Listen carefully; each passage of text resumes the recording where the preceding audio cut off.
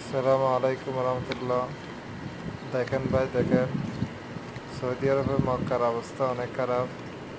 এখন হাজিরা আসতেছে, ওই জন্য পুলিশে সব সময় চেক করতেছে। বাঙালি দেখলে, বিভিন্ন লোকদেরকে দেখলে ধরে নিয়ে যাচ্ছে।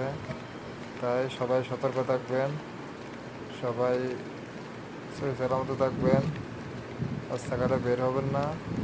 এই রাস্তাঘাটে সবসময় মানুষ থাকতো, এখন দেখেন একদম ফাঁকা, কোনো মানুষের আনাগোনা নাই। সবাই সতর্ক থাকবেন।